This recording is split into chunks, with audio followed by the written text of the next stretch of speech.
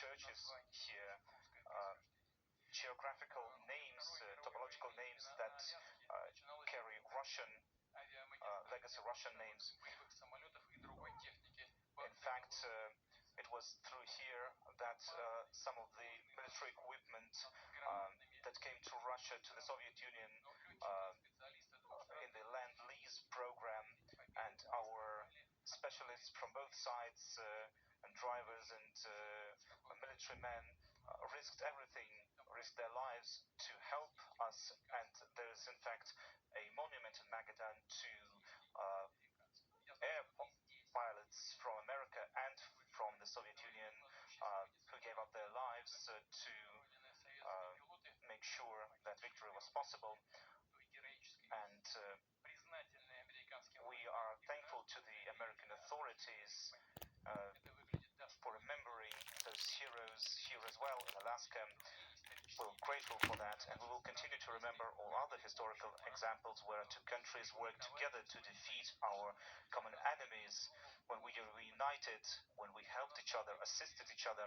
And I think that legacy will help us restore, rebuild ties, build on mutual respect, even in these difficult circumstances.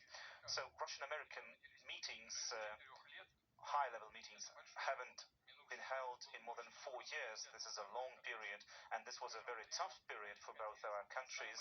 In fact, let me be frank, this was the lowest point for us since the Cold War, and this wasn't a positive thing for the world or for our countries. So it was evident, self-evident, that sooner or later we had to rectify the situation and return to dialogue.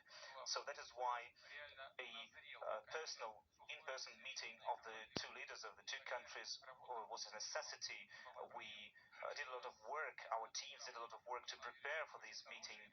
Myself and President Trump have had very good direct contacts, conversations over the phone, and as you know, American Special Envoy Mr. Witkoff came to Russia on multiple occasions, and our foreign ministries, heads of foreign ministers, were also in communication.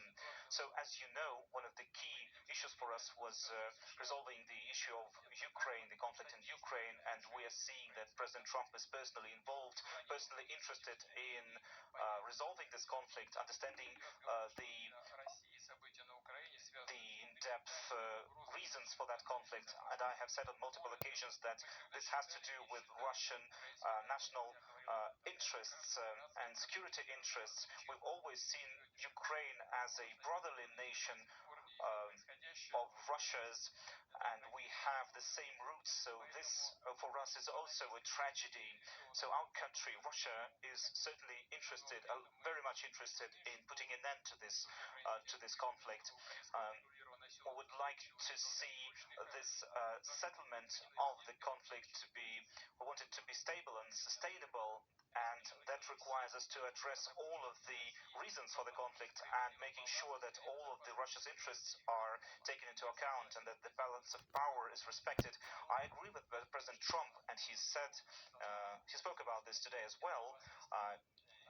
Said that Ukraine's security must also be respected, and we will continue to work on that. I'm sure that the understanding that we've reached today will help us open the path towards peace in Ukraine, and I hope that in Kiev and in European capitals they will hear this and they will see this as a positive thing and will not try to create obstacles or create provocations and undermine the progress that we can achieve here. Oh, by the way, with the U.S. new administration, bilateral trade between Russia and the U.S. has started to go up.